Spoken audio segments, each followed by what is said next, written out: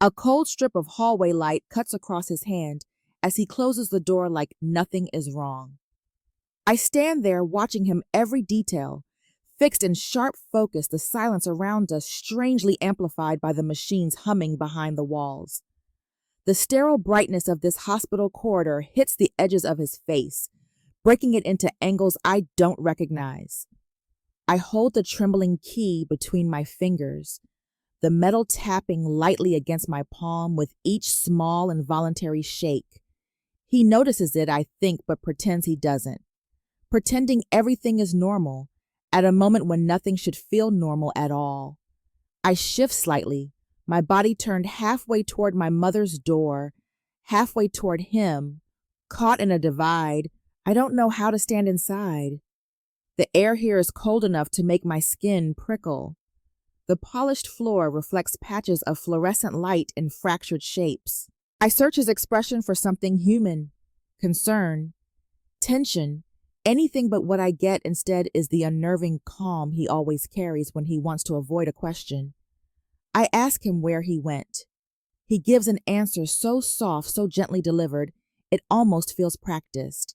He says he stepped out to breathe, to clear his head, to check a message, all the words that fall into the air without weight. I tighten my grip on the key, the small jolt of metal grounding me. The hallway feels longer than it should, stretching out behind him like a path I don't want to follow. When he steps forward, the light shifts again, cutting across his chest like a blade of brilliance. The smell of antiseptic hangs thick in the space between us. A monitor beeps somewhere behind my mother's door, steady and fragile. I think of how I left her only moments ago, her fingers weak against mine, her breath shallow but still present, still here, still fighting, even if the doctors say the fight is nearly over. I want him to feel the gravity of that, to show the kind of urgency that living people owe the dying. Instead, he stands here with that strange ease, as though this corridor were nothing more than an inconvenience. I ask him again if everything is okay. He responds with a careful nod, a precise motion, as though crafted to end the conversation. Something inside me twists, a small coil tightening. I move the key from one hand to the other, trying to read the slight shift in his posture. His shoulders stay loose, his gaze steady, his breath controlled. He looks like a man who rehearsed neutrality. The rest of the hospital moves around us. Distant carts, rolling shoes, squeaking pages being announced overhead, but the small circle of air between us remains still heavy, expectant. I ask what message he needed to check. He says it's nothing important. He says it too fast. I hear the faint tremor in his tone, the trace of something unsaid. My eyes flick to the pocket where he slipped his phone away, the slight bulge in the fabric, as though hiding something warm, alive, pulsing. I take a step closer, just enough to pull the light over both of us.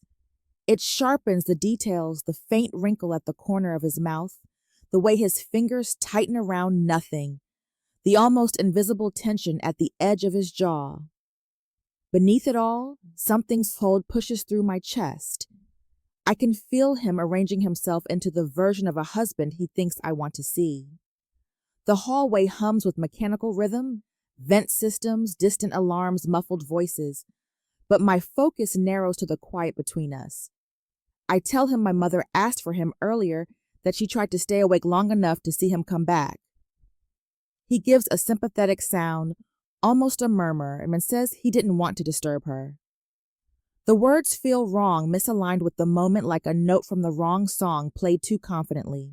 I am still holding the trembling key, though I'm not sure anymore if it trembles because of my hand or because of everything else he refuses to say. The light overhead buzzes faintly, casting a pale stripe across the door behind him, as if dividing the truth from the lie. I keep pressing, slow, steady, not accusing, but not releasing the thread. He shifts for the first time, a tiny adjustment barely noticeable, unless you know him, unless you've watched the little ticks in his body language for years. He says he needed a moment alone. I ask why his moment needed to be so long. Another soft answer, another dismissal wrapped in gentleness. Something isn't right. Something is moving beneath the surface of his calm, and I can feel it like static rising under my skin. The key digs into my palm as I curl my fingers around it more tightly, metal biting enough to remind me that feeling something physical is easier than untangling the emotional confusion twisting through me. I tell him I was scared when I didn't see him in the waiting area. He apologizes, with the kind of apology that feels like tissue paper, present visible weak. A nurse walks by, glancing at us briefly before continuing on, her footsteps echoing faintly. He turns halfway toward the door to my mother's room, ready to re-enter, ready to close this moment before it opens any further. But my instincts claw upward, asking me to hold him here to keep the moment still until the wrongness stops vibrating in the air. I ask him one more time if everything is okay, and his yes comes too soft, too quick, too polished. I know that tone. I know it from other days, other conversations, ones I buried, because I didn't want to see the truth inside them. There are moments when silence feels like someone placing a hand over your eyes and telling you to trust the dark. I watch him reach for the door, the polished surface catching a faint glint of the overhead light. The hallway stretches behind him, narrow and cold, a silent witness to whatever is unraveling here. My fingers loosen slowly around the trembling key, the metal cooling my skin. Something in the air shifts, a quiet alert I can't explain, a thin ripple of unease passing over his expression before he hides it. I don't move. I don't speak. I just watch the way the light slides across his face one last time before he steps forward, as though the building itself wants me to notice the fracture forming beneath the surface. And then I feel it the moment just before truth begins to break open. A thin line of light flickers across the floor tile, sharp and cold, pointing somewhere I'm not ready to look.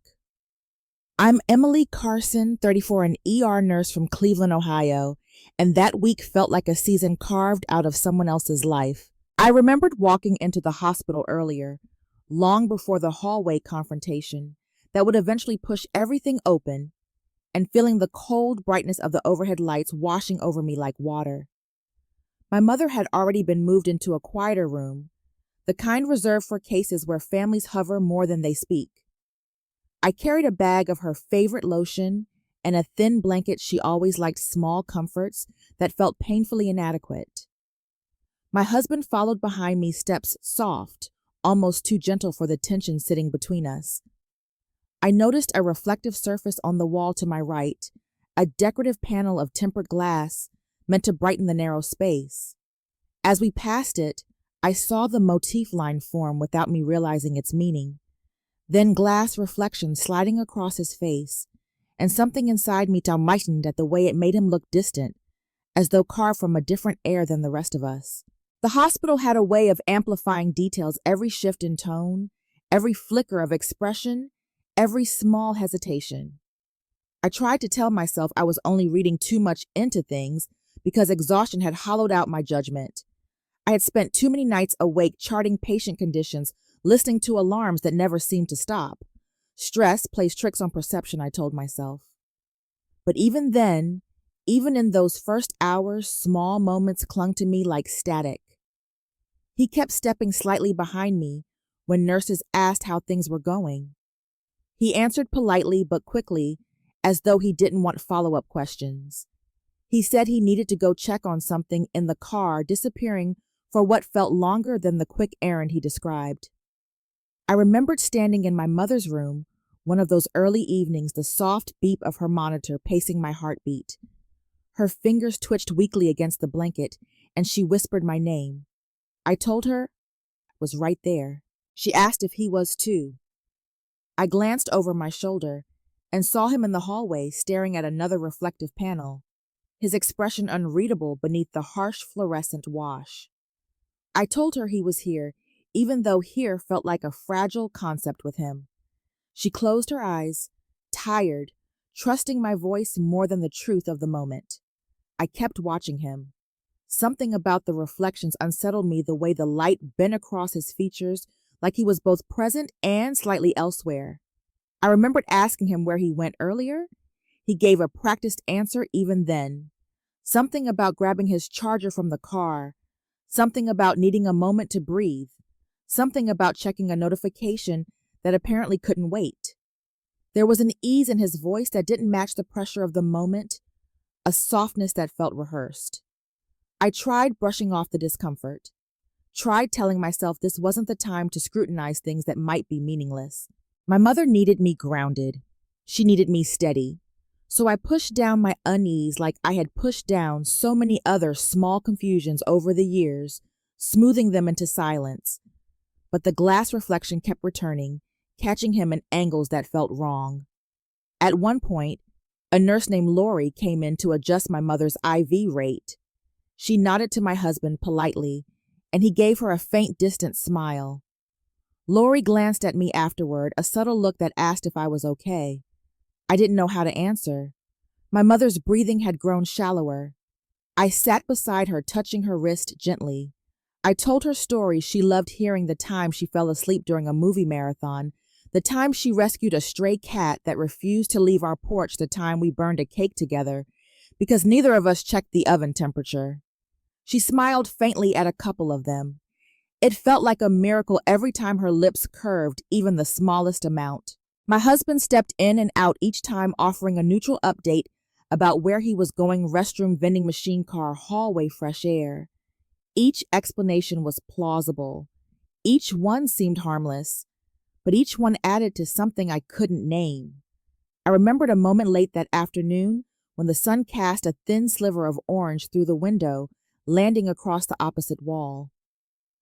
He stood near it, staring at his phone, with an expression that didn't match anything happening around us. I asked him if everything was all right. He nodded without looking up. The orange light climbed slowly across the side of his face, illuminating a tension in his jaw he didn't think I saw. I almost asked what message he was fixated on. But then my mother coughed, a fragile, rasping sound that pulled every part of me back to her bedside. I stayed there until the coughing eased, brushing her arm gently until she relaxed again. When I turned around, he wasn't in the room anymore. A small knot twisted in my chest. I didn't know why it bothered me so much. Maybe because every moment felt critical. Maybe because she was dying and all attention should have been with her. Maybe because the hospital was the last place I ever expected to feel alone beside my own husband.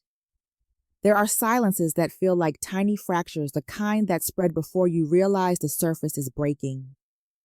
I stepped out of the room a while later, searching for him. I found him near the end of a side corridor, standing with his back partially turned.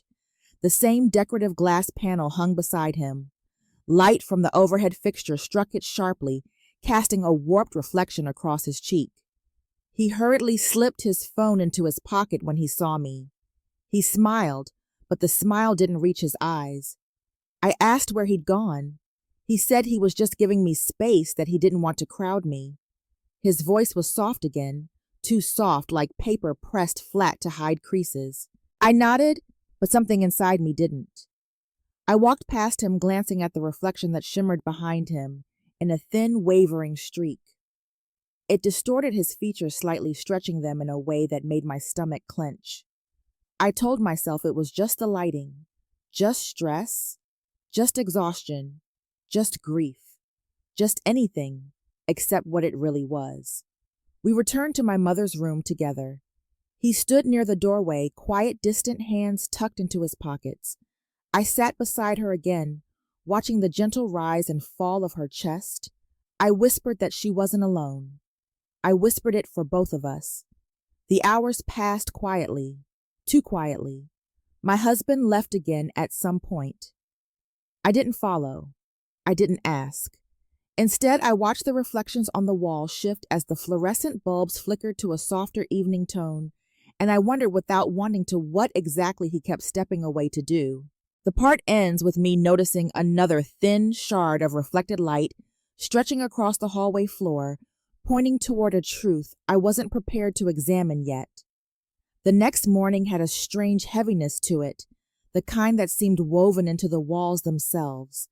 I remembered walking down the East Wing corridor, hearing the faint buzz of the flickering bulb overhead, a sound that had become part of the hospital's constant pulse. Every time the bulb dimmed and brightened again, it sent a thin pulse of light along the floor like a heartbeat struggling to stay steady. I told myself the jittery rhythm was nothing, just another small imperfection in an aging building on Mesquite, but each flicker made me more aware of the unease tightening inside me. Angela, my supervisor, caught up to me near the nurse's station. She greeted me softly, her voice carrying that mixture of professionalism and quiet care I'd grown used to over the years. She asked how my mother had been overnight. I told her the truth, stable but fragile. Awake, sometimes lost in shallow breaths at others. Angela nodded gently, her eyes shifting toward the stack of administrative printouts she was organizing. She lifted one from the pile, hesitated, then said she needed to verify something quickly. She handed me the paper without explanation. I didn't think much of it. Angela was always cross-checking details, making sure every shift log matched what the electronic system recorded. But the moment my eyes landed on the sheet, something inside me stilled. It was a hospital timeline log, room number, timestamp, visitor entry and exit notations, ordinary details, but arranged in a way that made my pulse skip. I scanned the columns again slowly, careful not to assume anything, careful not to let emotion jump ahead of logic. But the numbers didn't lie. According to the log, my husband had left the hospital yesterday earlier than he told me, significantly earlier. He'd said he stayed near my mother's room until nearly sunset, but the log recorded his exit long before that during a window where my mother had been awake asking for him. I felt the floor tilt a little, as if my balance had shifted without warning. The flickering bulb above me brightened suddenly, throwing a harsh white beam across the page before dimming again. The paper seemed to pulse with the light, the black ink jumping slightly each time the bulb buzzed. I didn't want Angela to see my reaction. I pressed my expression into something neutral, something that matched the calm I was supposed to have. Angela only said she needed me to glance over it to ensure no room numbers were mislabeled. She trusted I'd notice inconsistencies that others might overlook. She didn't realize the inconsistency I was staring at wasn't hers. I nodded slowly, thanked her, and stepped away from the station, keeping the page partly tucked beneath another chart so no one would notice the tremor in my hand. I walked down the corridor, the flickering bulb following me for several feet before giving way to the steadier light near the patient rooms. Every step carried a low hum of disbelief. I paused near an empty alcove, letting the soft whir of ventilation drown out my thoughts long enough for me to breathe. I reviewed the timestamps a second time, checking them against what I remembered. The sequence was clear. He hadn't been where he claimed. Not during the window he insisted he was. Not when I was sitting beside my mother holding her hand, believing he was nearby. There are moments when a single line of text can unthread an entire belief you once felt safe inside. I leaned against the cool wall, the timeline sheet in my hand, feeling the edges scratch lightly against my skin. The hallway near the patient room smelled faintly of saline and disinfectant, a scent that usually grounded me. Today, it only made my stomach tighten. I needed to talk to him. Not in accusation, not in anger, just clarity. But when I walked toward my mother's room, I saw him already standing there. His posture was composed, shoulders, smooth arms relaxed as though nothing in the world could disturb the image he'd chosen to project. The glass reflection motif lingered subtly in my thoughts. Even here, the tiny fragment of reflective surface in the hallway light fixture caught part of his cheek. He looked ordinary, reliable, present, and yet the paper in my hand said otherwise. I approached slowly, trying to form the right tone. When I asked where he'd gone yesterday afternoon, he didn't hesitate. He repeated the same explanation he had given before, down to the exact phrasing. He didn't seem to realize that repeating something too perfectly sometimes revealed more than it hid. I mentioned the timestamps, gently saying there seemed to be a small discrepancy. He didn't flinch, but he did glance away for a fraction of a second, just long enough for me to feel the truth pressing against the edges of his calm. He said the system sometimes made errors. He said maybe security logged his movement incorrectly. He said this in a practiced voice, soft and smooth, designed to fold suspicion rather than confront it. I studied him carefully, letting silence fill the space. The flickering bulb wasn't above us anymore, but I could still feel its jittery rhythm somewhere behind me, a reminder that something was off. He lifted his hand to touch the doorframe lightly, as though grounding himself. I noticed the slight tension in his fingers, the way they curled with just a hint of restraint. I asked him directly if there was something he hadn't told me. His eyes softened in a way that felt too intentional. He gave me a small smile, the kind that said I was overthinking, the kind meant to soothe rather than answer. Sometimes reassurance feels like a hand pressing down on your voice instead of lifting it. Before I could push further, a nurse stepped out of my mother's room, gently reminding us that she'd fallen asleep again. My focus shifted briefly. I stepped inside, touching my mother's arm gently, whispering that I was there, but the unease clung to me, tightening slowly. My husband lingered in the doorway, quiet, almost watchful. I didn't know if he sensed the shift in my demeanor or if he simply thought I was too tired to keep asking questions. Eventually, he said he needed to check something outside. I didn't stop him this time. I didn't ask for details. I simply watched him walk away, the distance between us feeling larger than the length of the hallway. After he left, I slipped into the alcove again, pulling out the timeline sheet. The numbers seemed colder now, sharper, more unforgiving. I ran my finger along the exit timestamp, my pulse matching the flicker I could still hear faintly from down the hall. I didn't know how to make sense of it yet. I only knew this was the first piece of something larger, a thread waiting to be pulled. The part ended with me staring at the flickering bulb in the distance, sensing the truth waiting just beyond its unsteady light. The hospital corridor near shift change always carried a certain kind of chaos, voices, overlapping carts gliding past, shoes squeaking on freshly cleaned floors. I remembered the moment vividly because the noise made every emotion sharper, every word louder, every hesitation more visible. I had stepped out of my mother's room to breathe, to steady myself. After reading the timeline log again, the numbers echoing in my head like a warning.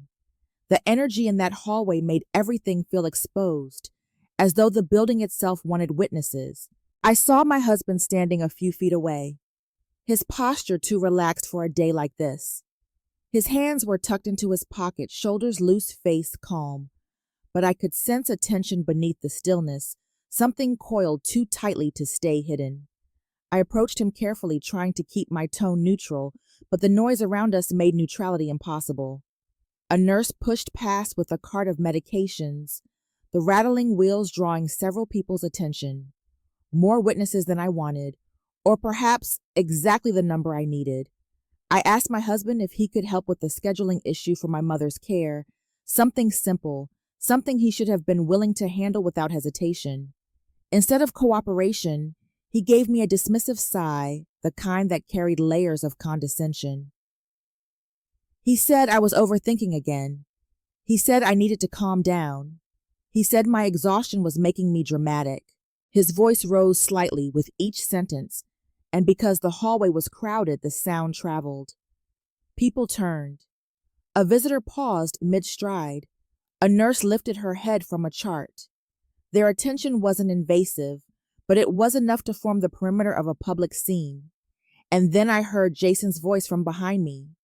My brother had arrived earlier than I expected, walking down the hallway with his cracked phone in hand, the screen splintered into a spider web of fractured lines that caught the overhead light into thin, broken streaks.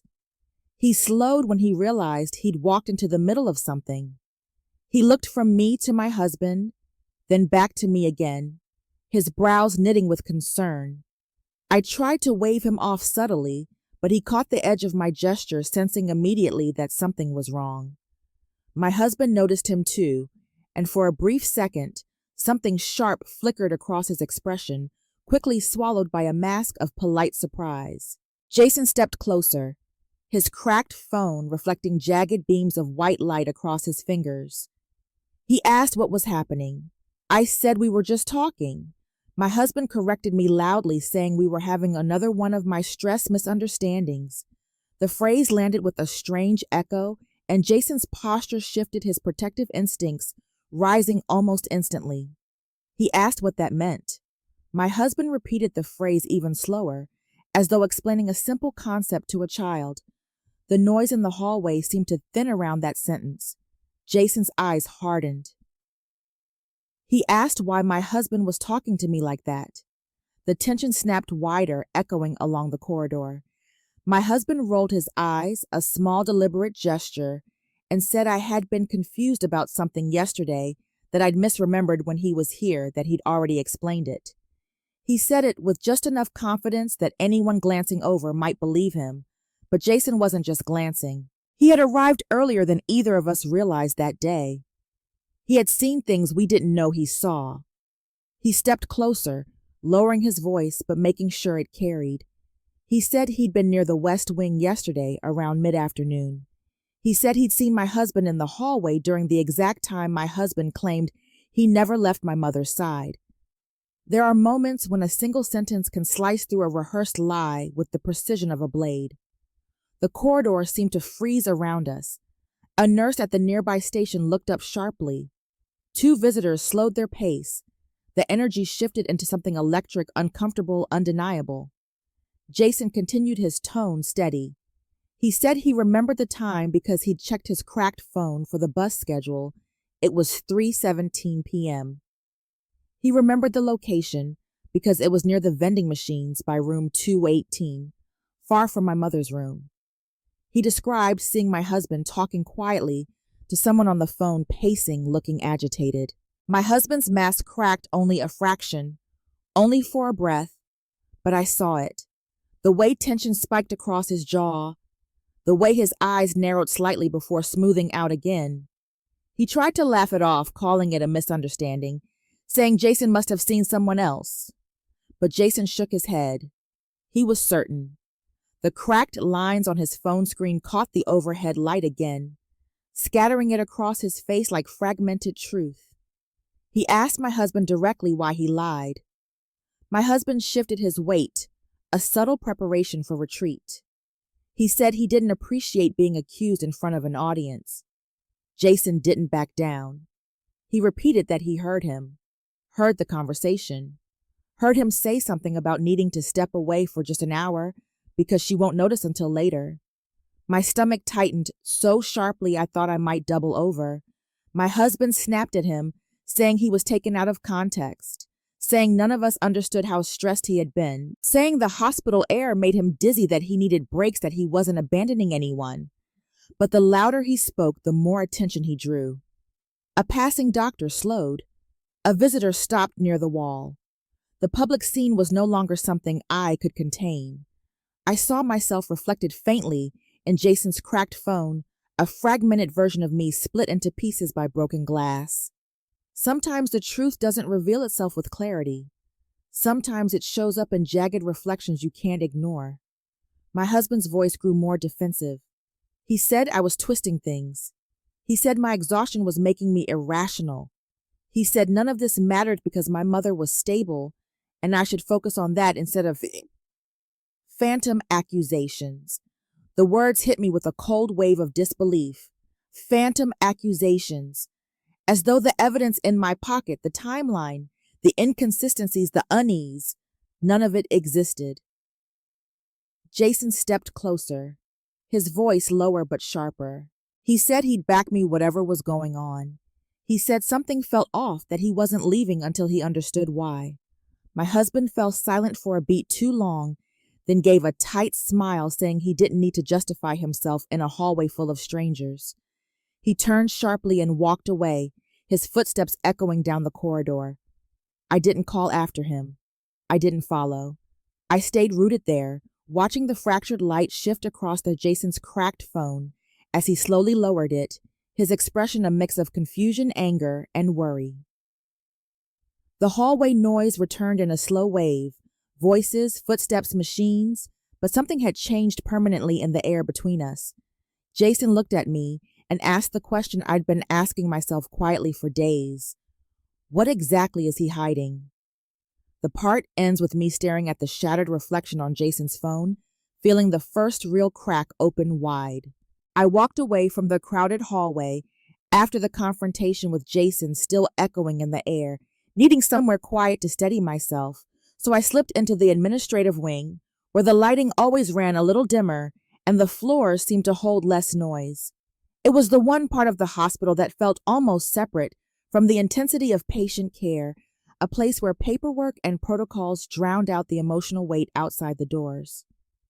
I paused at the end of the corridor, noticing how the overhead fixtures cast a long metallic shadow across the file cabinets and rolling chairs. It stretched along the floor like a thin blade, cold, sharp, unyielding, mirroring the sensation settling into my chest.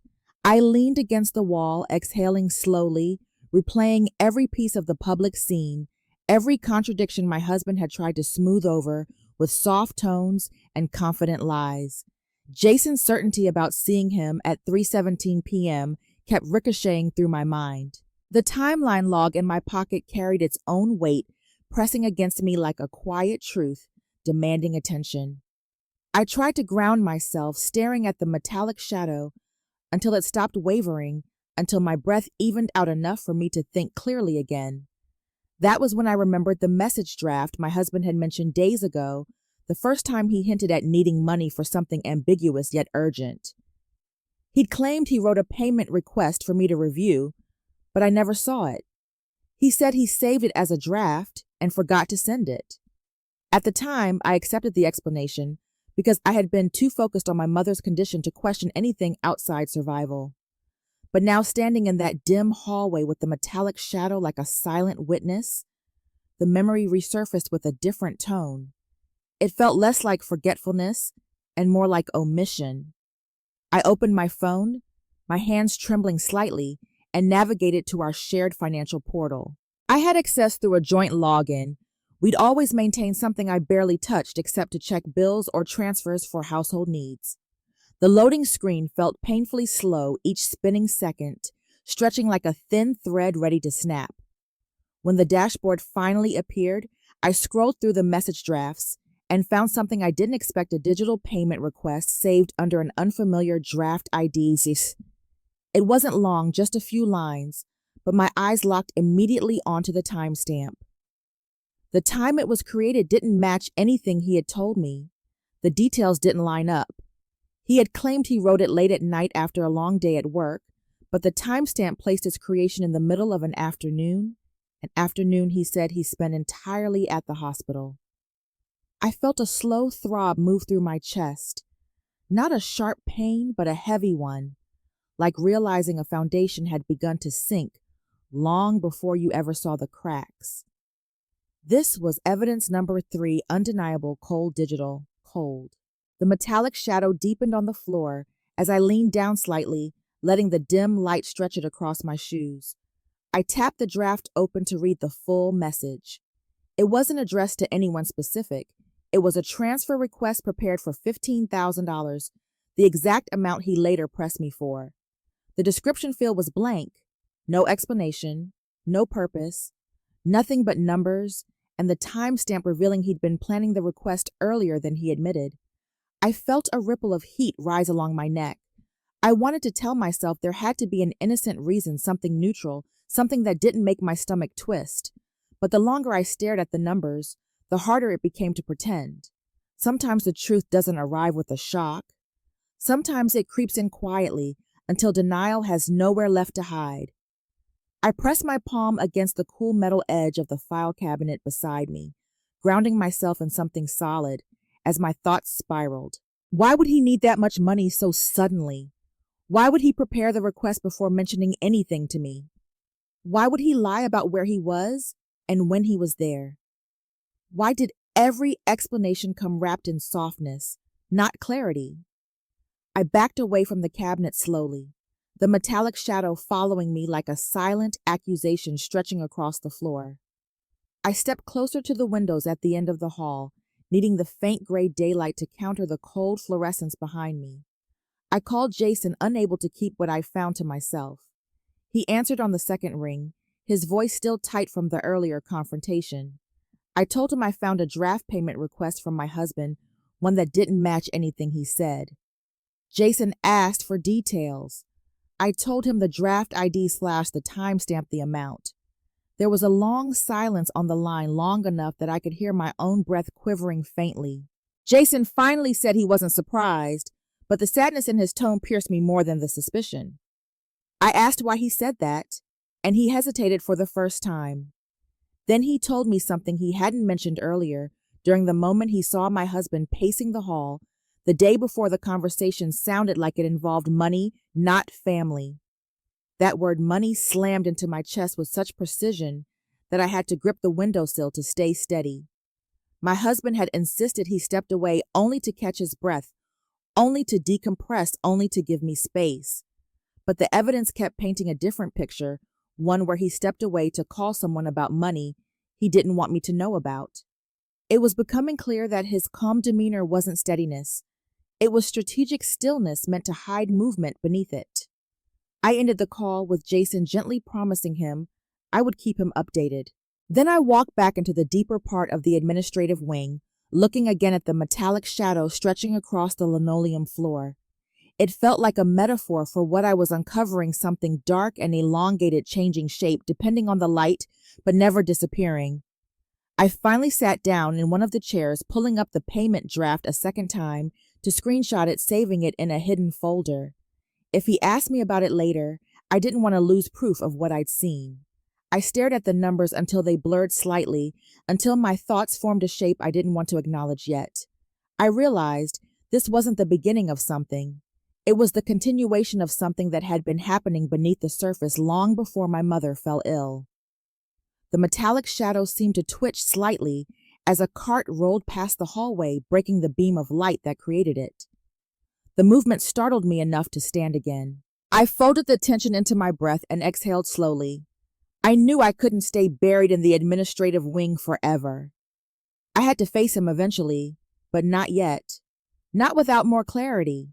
The part ended with me walking down the corridor, the metallic shadow stretching behind me like a warning I could no longer ignore. I remembered stepping outside just long enough for the drizzle to settle across my coat, a thin mist that clung to the fabric like a tightening breath.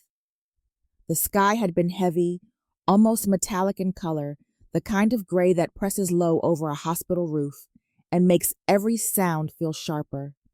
When I came back inside, my rain-wet coat sleeve dripped steadily, each drop hitting the linoleum with a small, deliberate tap. I pushed the sleeve back slightly, but the moisture had already soaked deep into the fibers, cooling my skin enough to raise a faint shiver up my arm. The moment I stepped into the main corridor, I saw him, my husband, standing beneath a harsh strip of overhead light. It bisected his face, creating one half in shadow, the other washed in unforgiving brightness. He was on his phone again, shoulders slightly stiff, speaking with a low, concentrated tone. He didn't see me yet, or maybe he did, but pretended he didn't. I couldn't tell anymore. The sound of his voice merged with the distant hum of machines, a quiet rhythm that made the entire hallway feel like an extended inhale. When he noticed me approaching, he locked his screen so quickly it looked like a reflex. Something inside me tightened, the same coil that had been pulling itself together ever since the timeline discrepancy, ever since Jason's testimony, ever since discovering the draft. I brushed my wet sleeve against my palm, grounding myself in the cold dampness before forcing my voice steady. I asked him who he was talking to. He said no one important. He said it lightly, too lightly, as though the question didn't deserve sincerity. The edge in his tone gave him away. He turned toward me, trying to look calm, but the light behind him caught a narrow panel of glass from a nearby supply room. The reflected beam stretched across his cheek, and suddenly, in a way that felt like a shift in gravity, the reflection sharpens into a line of truth. It was the motif echo I didn't yet understand, but felt deep in my bones. The slash of light made me see every micro-expression, the slight thinning of his lips, the controlled breath, the shadow of irritation, mixed with something like fear. I didn't say anything at first. I didn't have to. It was Jason who approached from behind me, moving quietly as if following an instinct rather than intention. He gave me a quick look, one that asked if I was ready, and then handed me his phone. He had synced a backup from the day before. The screen showed a screenshot he captured earlier, one I hadn't known existed. At first glance, it looked like a bank notification, but then I saw the details, @ref/amount timestamp. My breath caught in my throat. It wasn't a small transfer. It wasn't even close. It was a large, unexpected transaction, thousands of dollars completed during a time my husband swore he was with me. Jason didn't speak. He didn't need to. The screenshot said everything. I looked at my husband, waiting for him to explain. He didn't. He stepped forward instead, reaching as though to take the phone from me, but I pulled back my wet sleeve, brushing against his hand. The cold contact made him flinch. His composure wavered. I asked why he'd made such a large transfer without telling me. His answer came too quickly, too polished, work-related, urgent, unavoidable. He said he meant to explain later. He said I was too tired to hear it yesterday. But none of his excuses matched the timeline, the draft, the conversation Jason overheard, or the anxious tension in his voice. There are moments when truth stops whispering and begins carving itself into every visible detail. The corridor seemed to narrow around us. A cart rolled past, our wheels rattling, and the shift in sound flickered the overhead lights just enough to make the reflection on his face pulse like a heartbeat. He tried to speak again, but this time his voice slipped. He said the money wasn't what I thought. He said it was temporary. He said he was under pressure. I asked what kind of pressure. He didn't answer. Instead, he looked away, gaze shifting toward the far end of the hallway, where the heavy fire doors closed slowly behind a departing nurse. He studied the doors like they offered an exit he didn't know how to take. My rain-wet sleeve clung cold against my wrist, drops falling silently to the floor. I could feel my heartbeat rising, not in panic, but in clarity. I realized this wasn't about the timeline anymore.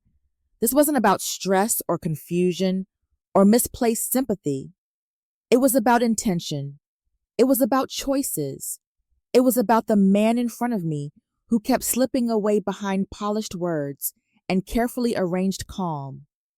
I took a slow breath, letting the dampness of my sleeve cool the rising heat inside me. I told him I had seen the draft payment form. He froze. I told him the timestamp contradicted his story. His jaw tightened. I told him Jason saw him pacing the hallway, talking urgently about needing an hour. His eyes narrowed. I told him nothing added up.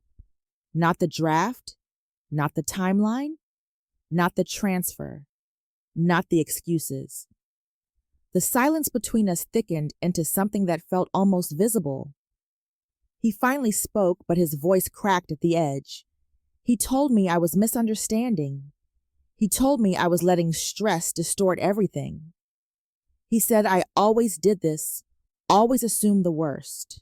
And that sentence sparked something raw inside me.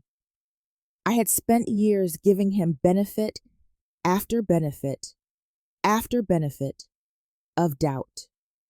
I had smoothed over small lies, ignored inconsistencies, accepted vague explanations, all because I wanted to believe we were standing on solid ground. But the ground beneath me had been shifting long before today. Sometimes the worst truth isn't the one someone hides. It's the one you've been refusing to see. Jason stepped closer, voice low and controlled. He asked my husband directly why he transferred such a large amount when our mother was coding. The question landed like a blow. My husband blinked, startled, before answering with a denial so stiff it felt brittle. He said he didn't remember the timing. He said the bank must have logged it differently. He said anything to keep the truth from reaching its inevitable shape. But the screenshot held its numbers steady, unforgiving, unmoved by his explanations. I looked at him, really looked, and for the first time saw something frightened, something desperate under the thin surface of his calm. The hallway light flickered again, catching the water on my sleeve and scattering it in tiny flashes across the wall, like shards of truth finally breaking through. I felt a shift inside me, a movement away from doubt and toward certainty, a recognition that whatever story he was building required unraveling piece by piece. I didn't raise my voice. I didn't accuse.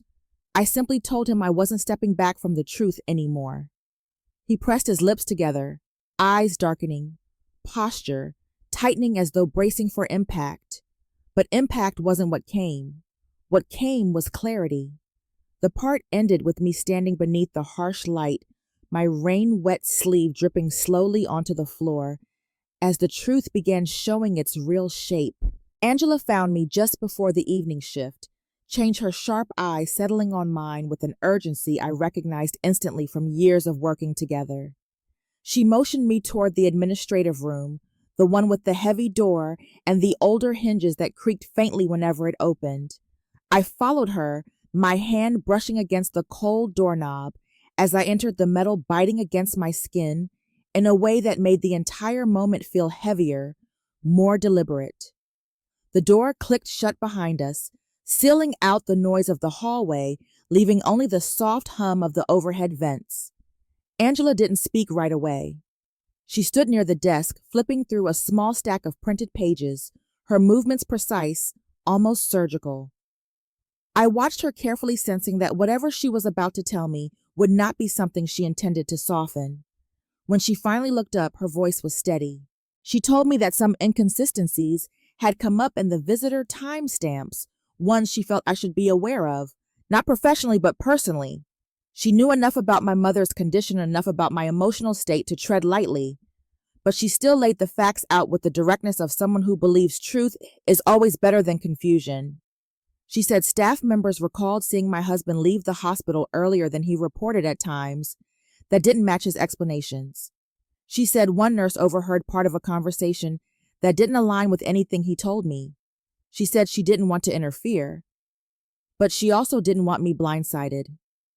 I listened silently, my fingers tapping lightly against the cold doorknob behind me, grounding myself in its hard certainty. I told her I appreciated the honesty. I told her something felt off too. Angela nodded, not in sympathy, but in recognition, and then the door opened again. Jason stepped inside looking as if he'd sprinted down the hallway. His expression was tight, jaw set and eyes burning with the kind of protective anger I hadn't seen in him since we were kids. He said he had something I needed to see, really see. He lifted his phone, the familiar cracked phone screen lighting up with its spider web of fractured lines, and tapped a folder he'd hidden earlier. A small video clip appeared time-stamped automatically by the device. Evidence 5. He hit play. At first, all I saw was grainy footage of a hospital corridor, the west wing just outside the vending machines. The camera shook slightly, clearly taken without careful framing, as though Jason had been holding the phone casually at his side, but the audio was clear enough. My husband's voice drifted through the speaker, low and tense, saying something about needing to step out before she notices. He said something about getting the money settled. He said he'd make it back before anything important happened. The word struck like ice in my blood. The timestamp glowed at the bottom, clip 11:42, time code 15:17. The exact moment my mother was awake calling for him. The exact moment he told me he never left. My breath caught as the clip ended. I stared at the frozen frame, my husband's side profile and the reflection of a vending machine, glass shoulders, tight posture strained. Jason locked his phone and held it between us like a verdict. I didn't speak. I couldn't. Something inside me was unraveling at a speed I hadn't prepared for. Angela waited quietly, giving me the space to absorb it. And then she said something that cracked the final layer of denial I had been clinging to. She said several staff members remembered him making comments that didn't match a man preoccupied with family. comments about payments, about obligations, about stress from something outside these walls. She said at least one nurse overheard him say she won't notice until she's busy again. She said she didn't know who the comment was about, but she had a feeling. My hands tightened around the cold doorknob as though it could anchor me, but no amount of grip could steady what was breaking loose inside me. I felt heat rising through my throat, not anger, shame. Shame for something I had buried so deeply I hoped no one would ever uncover it. Jason noticed the shift in my breathing first. He stepped closer, asking what was wrong, asking if something else had happened. Angela waited, eyes steady, knowing the look of someone who carries a truth they no longer can hold. And so, I said it, quietly, but with a weight that made the room feel smaller. I told them I had covered for him before, not once, several times. I told them about the financial mistakes he made years earlier, reckless spending, hidden debts, impulsive decisions masked as opportunities. I told them I had dipped into my savings to help him, believing it was temporary, believing he'd learn, believing support was what a good wife was supposed to offer. I told them I had kept it hidden because I didn't want anyone, especially Jason, to see how deep the cracks ran. There is a particular shame in realizing you taught someone exactly how to deceive you by forgiving the first lie too easily. Jason stared at me, stunned, a storm of emotions flickering across his face. Anger at my husband's sadness for me, confusion about how long this had been happening. He asked why I never told him. I said I didn't want anyone to think less of my husband. I didn't want anyone to think less of me for choosing him. Angela placed a hand on the desk, leaning forward slightly. She didn't offer comfort. She offered clarity. She said patterns rarely appear suddenly. They repeat. They evolve. They sharpen. She looked at the timestamp clip again and said this wasn't a moment of stress. It was a continuation. My rain-wet sleeve had begun to dry, but the coldness from earlier remained lodged deep in my bones. I stared at the floor, at the small square tiles, and the faint scuffs left by years of footsteps. I told Jason I didn't know how far back the lies went anymore. I told him I didn't know what he needed the money for. I told him I was terrified the truth would be worse than anything I was imagining. Jason pressed the cracked phone into my hand, his voice steady when he told me we would find answers together. Angela nodded in agreement. She said she'd help however she could, but she warned that the truth rarely stops where you expect it to. Sometimes, the moment you open one door, all the others stop pretending they were locked. The room felt colder as I stepped back, gripping the doorknob again, feeling its icy bite against my palm. I knew I couldn't avoid confronting my husband much longer. Not with the video, not with the lies, not with the past I had finally admitted. The part ended with me opening that door, knowing the next step would push everything into motion I could no longer control. I remembered the way the air felt when I stepped into our house that night, too still, too controlled, as if the walls were holding their breath. My mother was resting comfortably under evening supervision at the hospital, and Jason had insisted he'd stay near her room until I returned. I needed to confront the next piece of this puzzle, alone, needed silence to hear my own thoughts without the white noise of monitors and footsteps. As I walked through the entryway, I realized how foreign my own home felt, every familiar shadow seeming a little sharper, every ordinary sound carrying an undertone of suspicion. I headed straight to my husband's small office at the back of the house, a space he kept meticulously organized, almost obsessively so. The door was half open, the room dark except for a thin strip of streetlight seeping through the blinds. I pushed the door gently, careful not to let it creak. My pulse beat in my ears. I didn't know exactly what I was looking for, only that I needed something, anything that would pull the scattered pieces into clarity. When I reached his desk, the first thing I noticed was the half-open drawer sticking out at an awkward angle as though someone had rushed through it earlier and never finished closing it. That alone made my chest tighten. He never left anything out of place. I knelt down, placing my hand on the drawer's edge. The wood was warm, suggesting it hadn't been left ajar for long. I pulled it open gently, and inside I found a clutter that contradicted everything I knew about him. Receipts crumpled in a way that looked frantic, not careless. Envelopes partially opened. Printouts folded into uneven thirds. Papers he hadn't meant for anyone to see. I sifted through the pile slowly, my breath catching when I found a thin folder, its tab labeled only with shorthand initials. I opened it and found something I hadn't expected, a printed page from the hospital parking system, gate log /92B, stamped with a timestamp burned into the header in bold digits. I didn't recognize the format at first, but after a few seconds of staring at it, my stomach dropped. This was evidence number 6. The log showed the exact time his car left the hospital lot the day before. And the timestamp didn't just fail to match his story, it contradicted it so sharply it felt like a physical blow. He hadn't stepped out for a few minutes. He hadn't left to take a quick breath. He had left nearly an hour before he told me he did, during the window when my mother had been struggling with her breathing.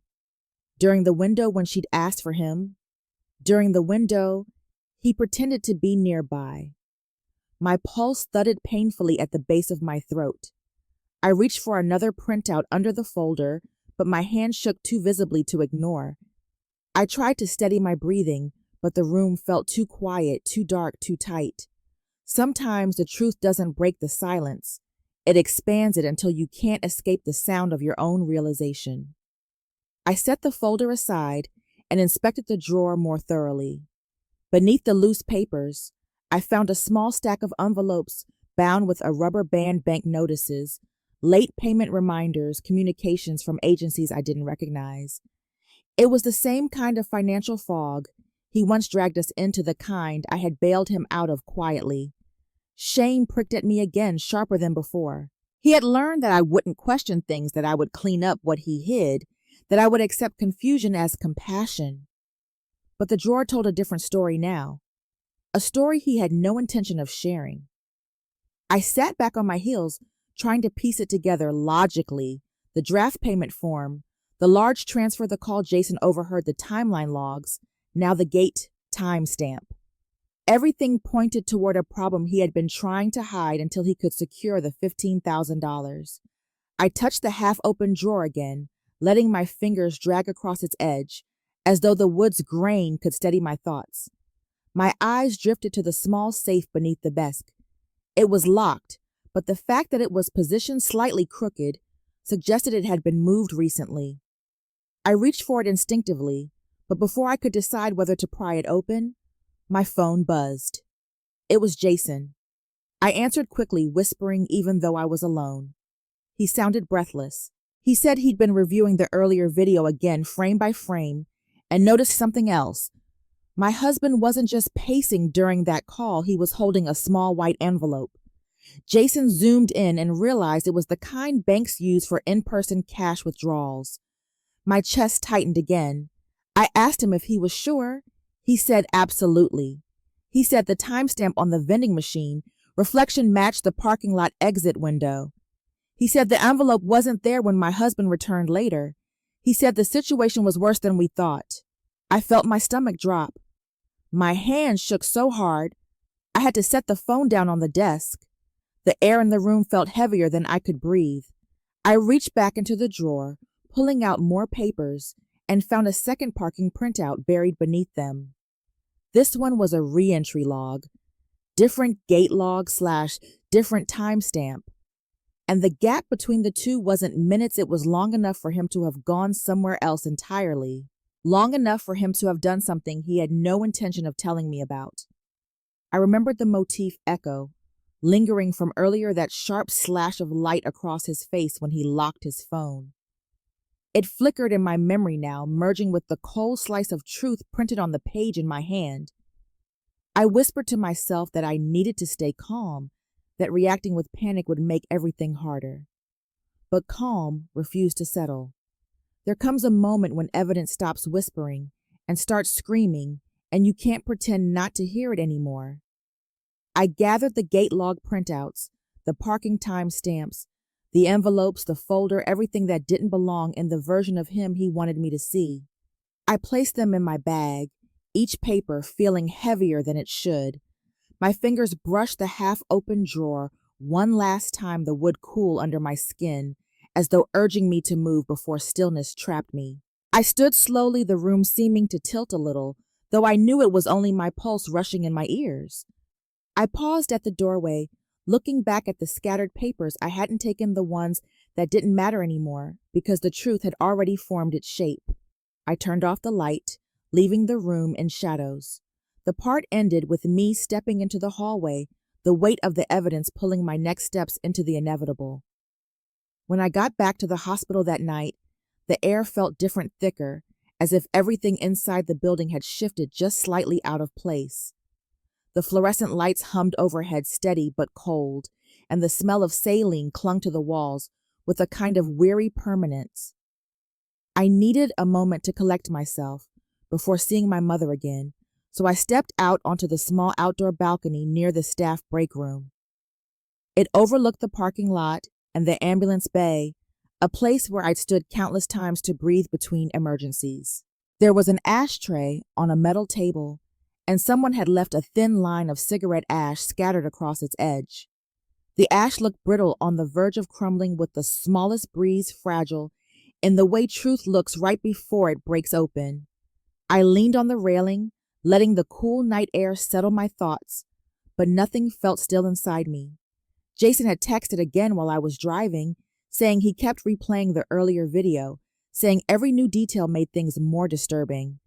I hadn't replied yet. I didn't know how to answer. Everything inside me was pulling in two directions, toward wanting more truth and toward wanting none of it at all. My phone buzzed again. This time, it was a notification from one of our shared email accounts. My husband rarely used it except for shared household subscriptions or occasional work correspondence he didn't want tied to his main inbox. The subject line made my pulse jump: follow-up on invoice status. I opened it, hands tightening around the phone as the browser loaded slowly, painfully. Inside was a partially expanded email thread between my husband and someone with an address I didn't recognize, some kind of private client contact. The thread was terse, direct, transactional. The latest message read, confirming urgency. Need funds cleared immediately. You said you'd have it by now. Beneath it was my husband's earlier reply, time-stamped earlier in the week. I will secure the amount. Give me 24-48 hours. Ref line /477B. Time, Joe 9. The words felt like ice sliding down my spine. He wasn't asking me for $15,000 because of an unexpected emergency at work. He wasn't covering some accidental shortfall or temporary setback. This wasn't about stress. This was about a commitment he made behind my back, one that required my money to fulfill. My breath trembled. I scrolled further down the thread. The earlier messages were worse. They referenced previous delays, promised compensation, and unresolved obligations. It was the vocabulary of someone who had gotten himself entangled in something he shouldn't have touched. Not business, not consulting, something else, something hidden, something dangerous in a quiet, procedural way. There is a specific kind of terror in realizing the person you trusted most was speaking a language of deceit fluently long before you learned the alphabet. I stared at the ash on the table again, the gray flecks trembling in the faint breeze. I wanted to brush them away, but something about their fragility rooted me to the ground. The truth was brittle too, one touch away from turning into dust that would settle everywhere. I returned inside, the hum of the vents whispering along the ceiling as I approached my mother's room. She was asleep, her breathing steady but shallow, her chest rising rhythmically under the thin hospital blanket. I stood beside her, letting the steady rhythm calm me enough to keep thinking clearly. But clarity was becoming a double-edged blade. I kept seeing the email thread in my mind, the timestamps aligning too perfectly with every suspicious moment. He had been using the hospital as cover, his comings and goings disguised by visitation hours, his excuses hidden beneath the sympathy he expected me to feel. He chose the day my mother was dying to finalize an arrangement he had been hiding for weeks. I stepped back into the hallway, needing more than silence now.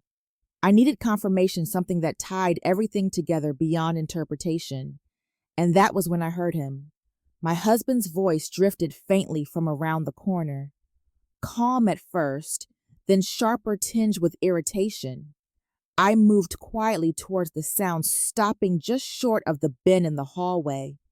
He was on the phone, his tone cold, controlled, familiar in the worst way. "I told you I'm handling it," he said tightly. "No, she doesn't know anything." My stomach dropped. He paused, listening. "It's almost done. I just need the rest of it taken care of. After that, we're clear." I felt my pulse spike, a sharp rush rising through my chest. He exhaled in frustration, then said something that made the world tilt beneath me. "I said I'd get the money. She's distracted. It's the perfect time. Distracted. Distracted by my mother dying. Distracted by grief. Distracted by responsibilities he had chosen not to carry so he could move in shadows behind me." My knees nearly gave out. I pressed my palm against the wall to steady myself, the cold surface anchoring me just enough to stay upright. When he ended the call, I ducked back, moving just far enough away to avoid being seen as he walked past. His footsteps echoed sharply in the quiet hall, measured confident, unaware that his words had just torn through the last veil between us. It is one thing to suspect betrayal. It is another to hear it spoken plainly in the dark. I stepped back onto the balcony when he disappeared around the corner, unable to stay in the stale hallway another second.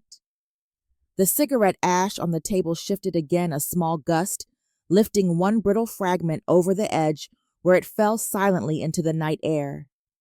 I stared at the missing piece, imagining truth, doing the same, falling finally uncontained, landing exactly where it needed to be.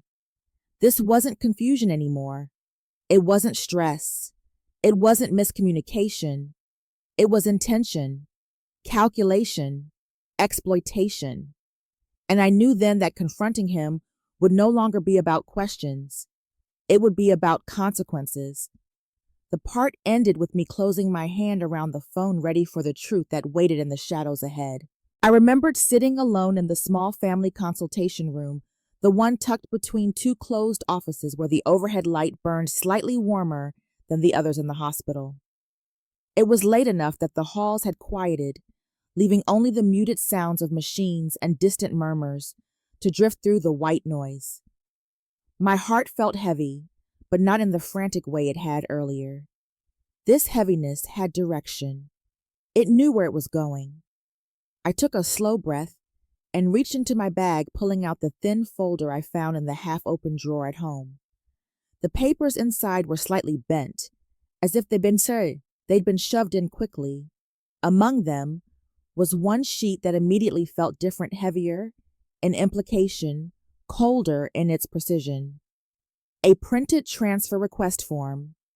I unfolded it carefully, but the moment the edge brushed across my finger, I felt a sudden sting. The sharp paper edge cut my finger, sending a thin line of crimson rising instantly. It startled me more than it should have. Pain had a way of making everything feel real. I stared at the small bead of blood pressing lightly on the cut as I laid the page flat on the table.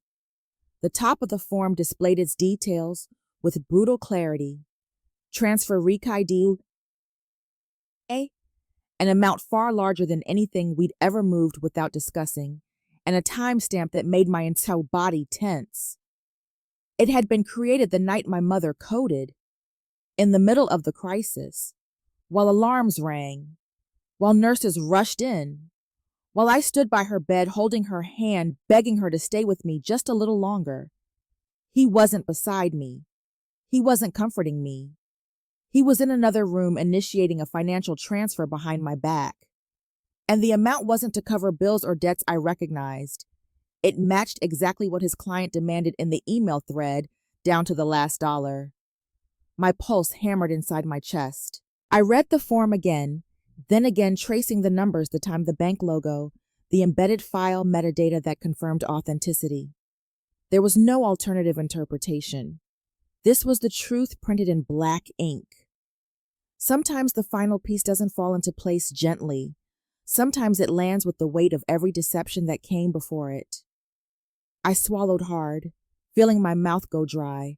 I pressed a tissue to my finger, staring at the transfer request as though it might shift if I blinked. But it held firm, unchanging, unyielding. I thought about all the small inconsistencies, the timeline log, the draft payment form, the quiet phone calls, the parking timestamp, the email thread, the clipped tone he used when he thought no one could hear him. Every one of them pointed here. Every one of them was a breadcrumb he never expected me to follow, never expected me to see, never expected me to question. Because grief blinds and he counted on that. Because exhaustion softens judgment and he counted on that too. But standing in that room holding the evidence that shattered the last shield between suspicion and truth, I realized something deeper, something harder to swallow. I had taught him exactly how much I could endure in silence. I had trained him to believe he could hide things behind soft tones and slight accents. I had forgiven too easily, doubted myself too quickly, trusted too blindly, and now the truth stood in my hands, unmistakable, undeniable, unforgiving. I lifted the page again, ignoring the sting as the paper edge brushed my bandaged finger. I imagined confronting him with this, imagined the lies. He would reach for the excuses, he would twist the fragile smile he would try to replicate. But something in me hardened. I knew this confrontation wouldn't be like the others. I wouldn't be tentative. I wouldn't ask him to explain gently. I wouldn't let him redirect the conversation back toward my exhaustion or my grief. I would show him the evidence piece by piece until there was nowhere left for him to stand. And he wouldn't just be facing me. He would be facing Jason, Angela, the staff who witnessed his inconsistencies, the bank records, the time-stamped logs, the printed proof that he chose deception over decency when I needed him most. I pressed my palm flat over the transfer form, feeling the cool paper beneath my skin, feeling the reality settle in a way that felt both devastating and clarifying. The truth wasn't abstract anymore. It lived in ink and numbers. It lived in a database that would confirm every detail. It lived in the story he no longer controlled. I stood slowly folding the transfer request and tucking it back into the folder with everything else. The small consultation room felt smaller now, walls inching inward, as though urging me to move before I drowned in the weight of what I'd uncovered. I stepped out into the hallway. The lighting flickered faintly, the noise of the hospital returning in soft waves. Shuffling feet whispered conversations, distant alarms marking someone else's emergency. I walked toward the elevator, needing to breathe cooler air, needing to prepare myself for what came next. My finger throbbed where the paper had cut it, a small, sharp reminder of the truth's edge. Sometimes the deepest wound comes not from betrayal itself, but from realizing how long you mistook it for love.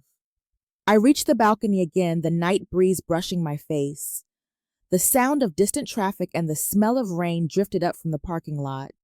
I pulled out my phone, opened Jason's contact, and took a breath. This time I didn't hesitate.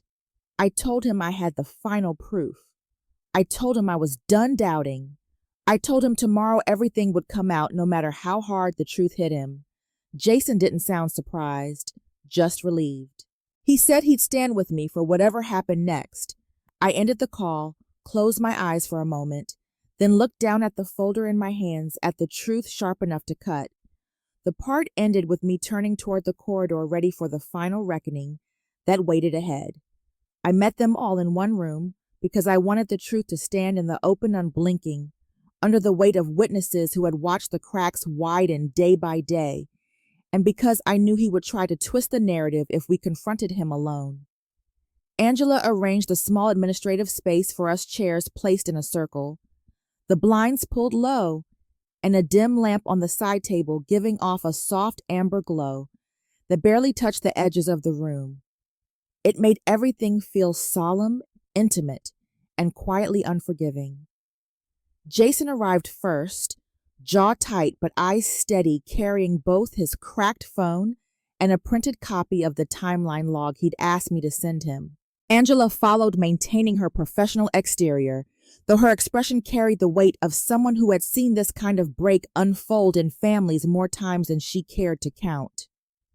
Then he walked in my husband's shoulder-squared face, carefully arranged into that calm, practiced neutrality he always wore when he felt cornered. He looked at the dim lamp as if surprised by how little it illuminated, as if hoping bright fluorescent light might have softened the truth somehow. I didn't speak right away. I wanted him to feel the silence. I wanted him to feel the shift in the air, the way the room no longer bent around his excuses. I placed the folder on the table, the same folder I had pulled from the half-open drawer at home, and looked at him without blinking. He asked what this was about. His voice sounded controlled, but there was an edge beneath it, a tremor he was trying to bury. I told him we needed to talk about the money, about the transfers, about the lies. His expression flickered for the briefest second before smoothing out again. But I saw it. Jason saw it. Angela saw it. I slid the papers toward him slowly.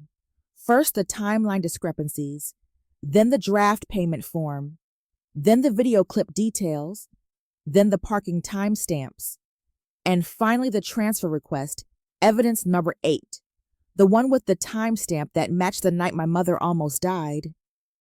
He looked at each page, not reading, but calculating, searching for angles, for plausible roads he could pivot onto. I watched his mind move. I had watched it move this way before when the lies were smaller, softer, easier to forgive. But nothing about this moment was small. Nothing about this moment could be softened. He cleared his throat and said he could explain. He said it with that same gentle tone he had used for years, the one designed to soothe rather than illuminate. But I didn't let him continue. I told him he'd had weeks to explain. I told him he'd had opportunities every time he stepped away from my mother's bed. I told him he'd had chances when I asked if anything was wrong, and he fed me polished answers. His jaw tightened, and he tried another tactic: defensiveness. He said I was letting grief distort things. He said I was misinterpreting numbers. He said I was listening to people who didn't understand him. He gestured toward Jason with a dismissive wave, saying my brother always disliked him. But Jason didn't raise his voice. He didn't even flinch. He simply held up his cracked phone and replayed the audio clip from the hallway, the one where my husband talked about stepping out before she notices and getting the money settled. The sound echoed through the small room, the dim lamp casting a trembling shadow across my husband's face as he listened to his own words. His breath hitched audibly. He said he didn't remember saying that. He said it must have been misunderstood. He said anything except the truth sitting directly in front of him. There comes a point where denial stops being self-protection and becomes an insult to every person in the room. Angela spoke next. Calm, professional, unshakable. She told him several staff members confirmed his comings and goings didn't match his explanations. She told him the timestamps weren't optional views. They were recorded by automated systems. She told him the numbers didn't shift just because someone regretted their decisions. He looked at her as if she'd betrayed him, forgetting she was never on his side to begin with. She was on the side of truth, of clarity, of integrity. Then I spoke again. I told him I knew about his past financial mistakes. I told him I had covered for him repeatedly, quietly, without asking for anything in return. His face paled when I said it, not because he felt guilt, but because he hadn't expected me to reveal that in front of others, because that history formed a pattern he could no longer hide behind excuses. I leaned forward slightly, letting the dim lamp's soft light cut across the gap between us. I told him he didn't break my trust in a single moment. He eroded it over time, lie by lie, omission by omission, gentle tone after gentle tone, meant to lull me into silence. He opened his mouth to protest, to say he was doing it for us, for our future, for something that sounded noble, but I cut him off. I told him he chose the moment my mother was dying to chase his secret obligations. I told him he positioned himself where he thought grief would blind me, where he believed compassion would suffocate suspicion. The truth wasn't just betrayal, it was calculation disguised as tenderness. His composure shattered then. He leaned back, shoulders collapsing slightly, the mask cracking at the edges until the real fear underneath surfaced. He said he was desperate. He said he owed money. He said someone was pressuring him. He said he didn't want me to worry, but none of it justified the choices he made. None of it excused the timing. None of it softened the devastation that spread through my chest like a slow, cold bloom. Jason stood beside me, not touching me, not speaking, but anchoring the moment with his presence.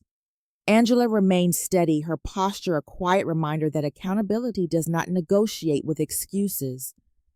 I gathered the papers into the folder again, each page sliding together with a precision that felt final.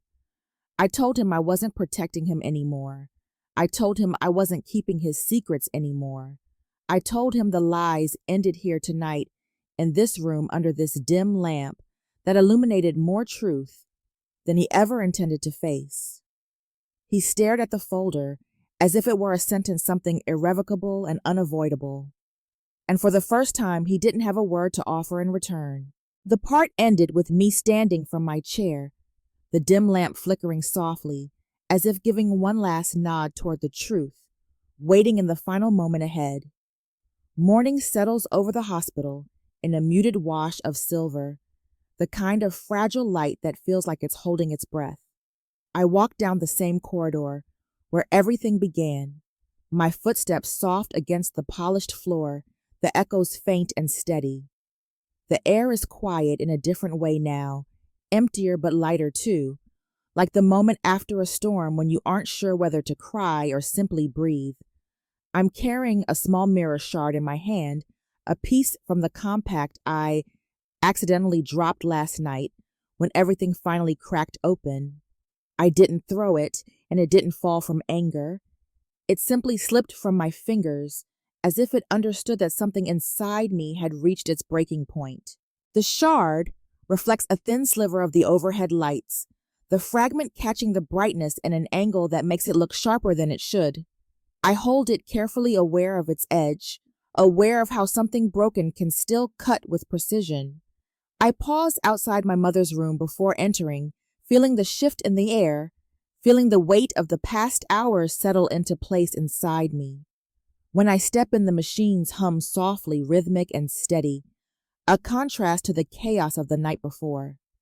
My mother lies peacefully, her breathing shallow, but even her face relaxed in a way that reminds me of the early mornings we shared when I was a child. I sit beside her, letting the quiet settle around us. I don't speak at first. I don't need to. I know she can feel when I'm here. I take her hand, gently, the warmth of her skin, grounding me more than anything else has in days. I close my eyes and inhale slowly. For the first time, the breath doesn't hurt. After a few minutes, a nurse walks in to check her vitals and smiles softly at me before stepping out again, leaving us in a smaller, gentler silence. I think about everything that has unfolded, every lie, every piece of evidence, every truth pulled from the shadows. It feels distant now, like a story whose climax has passed and left only the echo behind. I know what comes next won't be loud or dramatic. It will be steady, administrative, necessary, and that feels right. I stand and walk back into the hallway. The morning light angles through the windows, bending across the walls in fractured beams. The reflection of one passes over my face as I move, not sharp this time, not slicing or uncertain. It simply rests there, soft and even. There is a quiet power in realizing you no longer need answers from someone who only ever offered confusion. I reach the elevator and press the button, waiting in the hush of early hours. When the doors slide open, I step inside and see my faint reflection in the metal panel. The mirror shard glints in my palm, catching the light with the steadiness that feels symbolic in a way I didn't expect. I close my hand around it gently, not to hold on to something broken, but to acknowledge that I carried the pieces long enough. I ride down to the lobby and walk toward the reception desk where I ask for the administrative office. The woman behind the counter directs me with kind eyes, her voice soft in the morning quiet. I thank her and make my way through the lower corridor until I reach the glass door that leads to the financial and legal department. For a moment, I stand there looking at the faint reflection stretched across the glass surface. It doesn't waver. It doesn't distort. I push the door open. Inside, the overhead lights glow warm and steady. A staff member greets me asking how she can help. My voice is calm when I explain why I'm here, who I need to speak with, and what documents I need to file regarding my husband's financial misconduct and the fraudulent transfer attempts. The staff member nods, taking me seriously, guiding me to a small office where everything is quiet and orderly. I sit setting the mirror shard on the desk, the fragment catching a line of light as if acknowledging the moment. I sign the necessary forms, answer questions, provide copies of everything, timeline logs, email threads, draft IDs, transfer requests, timestamps, screenshots. The evidence sits between us like a completed story. When everything is finalized, the staff member tells me gently that I've done the right thing. That clarity often begins with the hardest choices. I nod not because I need reassurance, but because I recognize the truth in her words. I stand, pick up the mirror shard one last time, and hold it against the light.